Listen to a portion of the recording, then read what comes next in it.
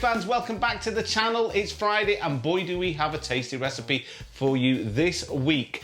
This recipe that I'm going to share with you, which is Chicken Tikka Moghul, is my #1 voted favourite recipe. And when I say #1 voted, I'm talking about my customers that we had at Curry To Go and our catering business, and also all my friends and family that come round for curry. As you can imagine, I make loads of curry at my house. This is the one that people request over and over again because it's so tasty. It really hits the spot. Now, it's not my all-time favourite. My Epic Madras is my all-time favourite, but this recipe is very, very tasty. And if you're looking for a recipe to impress your guests, your friends and family, then this is the one. You're gonna absolutely love it. So, Chicken Tikka Moghul. I have this recipe on, in my ebook. That's part 2 of the secret to that takeaway curry taste. But this recipe is a variation. It's different. The recipe in the ebook is Adi's own recipe. It's a take on Chef Nurul's recipe that I featured on this channel. I'll post a link to that below this video and you can go and check it out. But that was about 2012 that I visited Chef Nurul at the Manzil and he shared the chicken Moghul recipe. So my recipe is a variation of that really. It's less like Adi's, which is in the book. So we've got no lime in this recipe. We've no Mr. Naga in this recipe. We've no flaked almonds. We've no tikka sauce or korma sauce or anything like that. It's quite a simple recipe, but very, very tasty. So let's have a look at the ingredients that you're gonna need for this Chicken Tikka Moghul. We've got some chicken tikka that's been pre-cooked. We've done this on our cast iron griddle plate. I'll post a card at the end of this video so you know how to marinate and make this chicken tikka. It's absolutely delicious. So that's that. We've got some garlic paste and some ginger paste. We're going to use about a tablespoon of garlic and just a teaspoon of ginger, some more garlic to ginger. We've got 1 tomato chopped. We've got a good fistful of fresh coriander. We've got 1 large onion that's chopped. It's not finely diced, it's just chopped with some green pepper, about 1/3 of a green pepper, and 2 green chilies also finely chopped up and mixed in with the onions and peppers. We've got some butter ghee. We're going to use a tablespoon of butter ghee. We've got some oil, just 1/2 chef spoon of vegetable oil. We've got our spices here, just 1/2 teaspoon of turmeric powder. We've got 1/2 teaspoon of cumin powder. We've got 1 teaspoon of coriander powder. And we've got 1/2 teaspoon of freshly ground Garam Masala.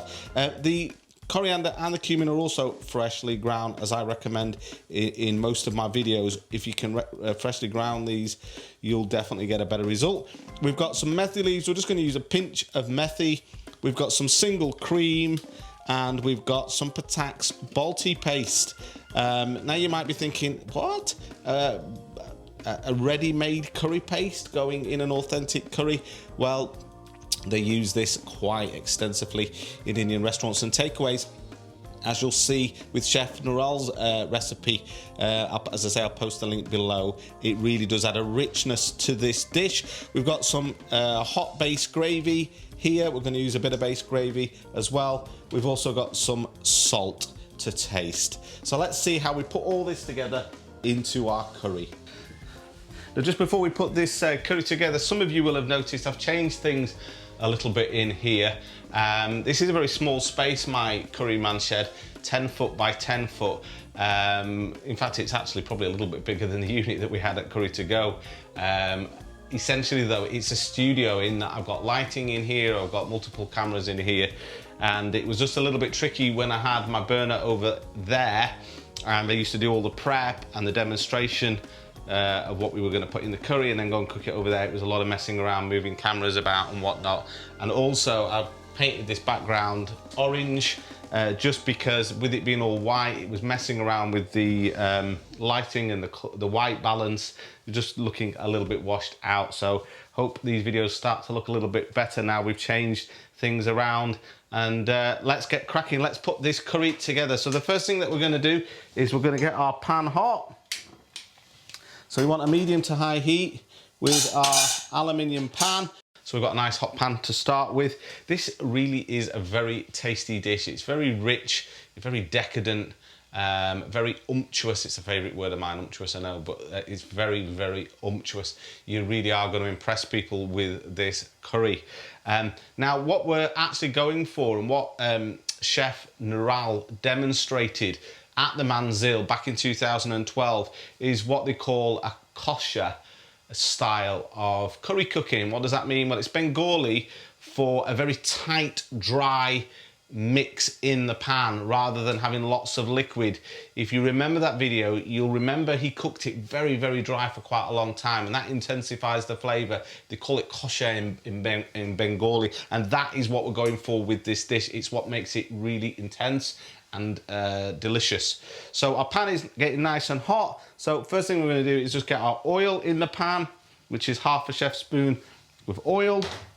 We'll also put in our butter ghee. If you put in, sorry about that, just get that off. If you put in ghee in a hot pan, always put oil in first. It just prevents it from burning. It does have actually a better burn point than butter does, but it's always best to just put a little bit of oil in there. So we'll get that nicely melted. That's looking good. And then we're going to go in first of all with our tablespoon of garlic and a teaspoon of ginger, and we'll just cook that off.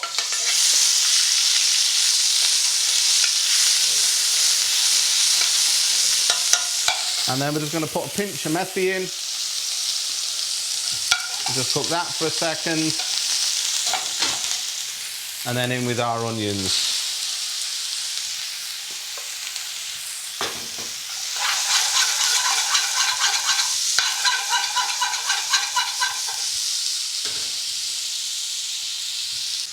So our garlic and ginger is cooked out, so is the methi, and we're just starting to lightly brown our onions. So now we go in with our chicken tikka. This is pre-cooked.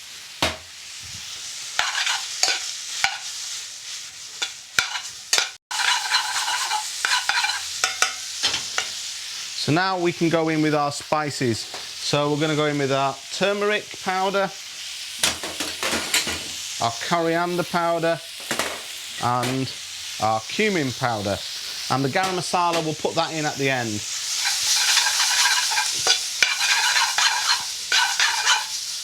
By keeping this nice and tight, nice and dry, we're going to employ that kosher method of Bengali cooking.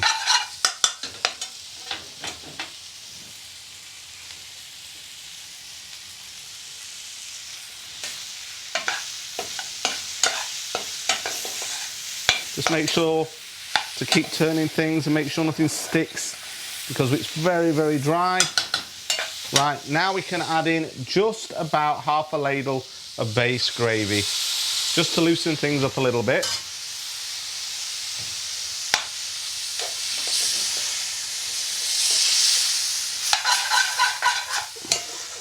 Remember, pull in the residue that's building on the edges of the pan.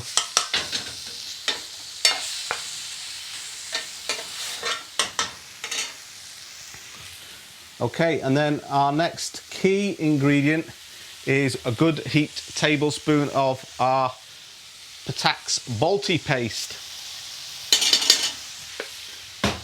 This really does work.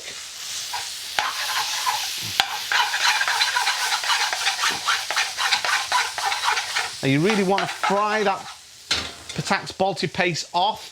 It has got a bit of vinegar in it, so it has got that acidity in, so you really want to fry this, keep this dry.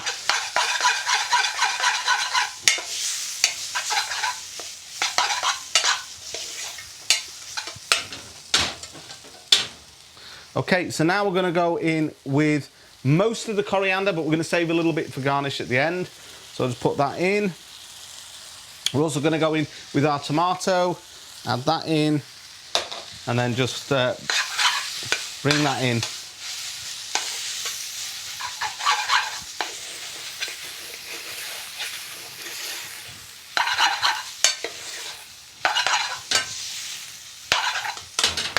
Just look at that mixture in the pan, how tight that is. Right, now at this stage we're going to add in our cream. We're going to have about 3 tablespoonfuls of single cream. This is the real decadent part of this dish. But how many people love creamy curries? But this is a creamy curry with intense flavour. It's better than any chicken korma. Some people order a chicken korma because they want something creamy, but this is like a chicken korma that is actually a curry. It's got real flavour. So we're going to add in just about half a teaspoon of salt.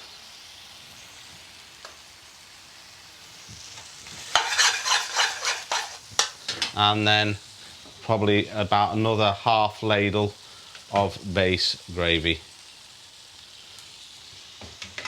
So we've only used 1 ladle of base gravy. Most curry recipes that are BIR style will have 2. This has only got 1. So you could say it's a little bit of a fusion really between home style, authentic Indian style and BIR style. So we still want this to be nice and thick. We don't want too much sauce. So we're just going to reduce this now. With the chicken tikka that we've used in this that's pre-cooked, we always cook our chicken tikka to about 75%. So we never fully cook it. We don't want to cook it dry. So when it goes in the curry afterwards, you end up with a very dry meat. We cook our chicken tikka just to about 70%. And then we know that we can just finish it off in the pan when we cook the curry. As I say, I'll post a card at the end of this video to our chicken tikka recipe and also our marinade, how we marinate it.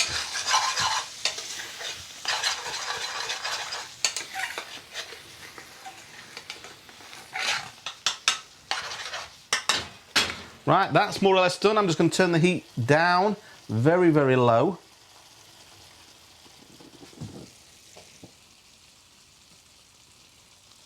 And that's just going to finish that off. We're now going to add in our half a teaspoon of freshly ground Garam Masala. This really will just add a lovely sort of spice to our, I can smell that, it smells gorgeous, to our chicken tikka Moghul. So just turn that in. You don't really need to cook it much more now. We're just finishing that off. And then we're just going to garnish it with some fresh coriander when we serve it up in our bowl, and then do the all-important taste test.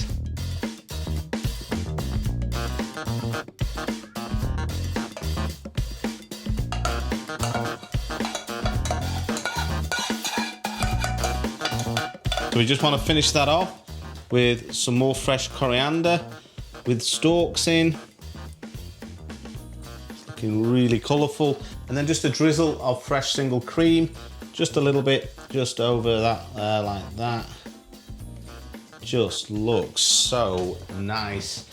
Take a look at that. It's absolutely gorgeous.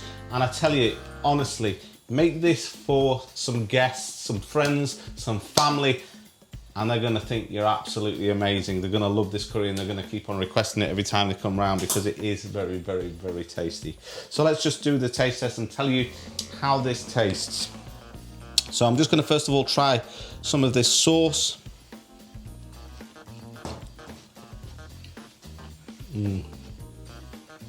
Wow, wow, wow, that is so, so tasty. It's rich, it's decadent.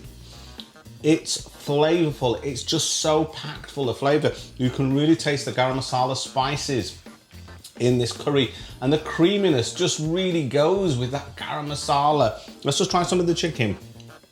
I'm just going to take a piece of this chicken tikka.